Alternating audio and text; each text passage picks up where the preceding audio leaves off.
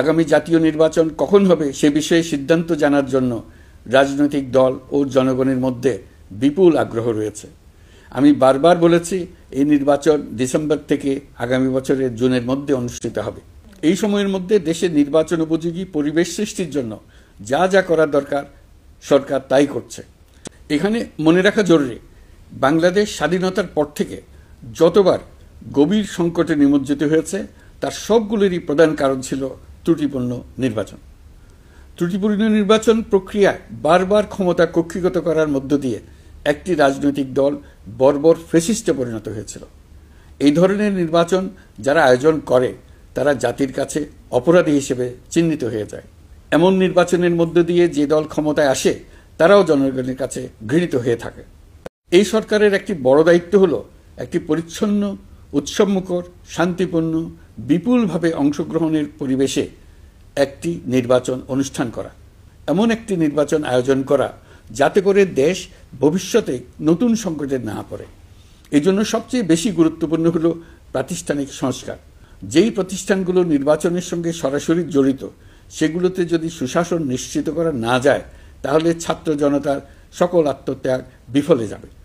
সংস্কার, বিচার, নির্বাচন এই তিনটি ম্যান্ডেটের ভিত্তিতে আমরা দায়িত্ব গ্রহণ করেছিলাম। সেই বিবেচনায় আগামী রোজার ঈদের মধ্যে সংস্কার ও বিচারের বিষয়ে আমরা একটি গ্রহণযোগ্য জায়গায় পৌঁছতে পারব বলে বিশ্বাস করি। বিশেষ করে মানবতা বিরোধী অপরাধের বিচার, যা কিনা জুলাই গণ অভ্যুত্থানের শহীদদের প্রতি আমাদের সম্মিলিত দায়, সেই বিষয়ে আমরা দৃশ্যমান অগ্রগতি দেখতে পারব। এতে আমাদের উপর আপনাদের অর্পিত ম্যান্ডেট ন্যূনতম হলেও বাস্তবায়ন করে যেতে পারব। সেই বিবেচনায় ও ইতিহাসে সবচেয়ে অবাধ, সুষ্ঠু, প্রতিদ্বন্দ্বিতামূলক ও গ্রহণযোগ্য নির্বাচন আয়োজনের জন্য সকল পক্ষের সঙ্গে আমরা আলোচনা করেছি। পাশাপাশি বিচার, সংস্কার ও নির্বাচন সংক্রান্ত চলমান সংস্কার কার্যক্রম পর্যালোচনা করে আমি আজ দেশবাসীর কাছে ঘোষণা করছি যে আগামী জাতীয় নির্বাচন 2026 সালের এপ্রিলের প্রথমার্ধের যে কোনো একটি দিনে অনুষ্ঠিত হবে। এই ঘোষণার ভিত্তিতে নির্বাচন কমিশন উপযুক্ত সময়ে আপনাদের কাছে নির্বাচনের বিস্তারিত রোডম্যাপ প্রদান করবে। আমরা এমন নির্বাচন চাই যা দেখে অভ্যুত্থানের শহীদদের আত্মা তৃপ্তি পাবে, তাদের আত্মা শান্তি পাবে। আমরা চাই আগামী নির্বাচনে সবচেয়ে বেশি ভোটার, সবচেয়ে বেশি প্রার্থী ও দল অংশ নেক। এটা সবচেয়ে অবাধ, সুষ্ঠু ও নিরপেক্ষ নির্বাচন হিসেবে জাতির কাছে স্মরণীয় হয়ে থাকুক।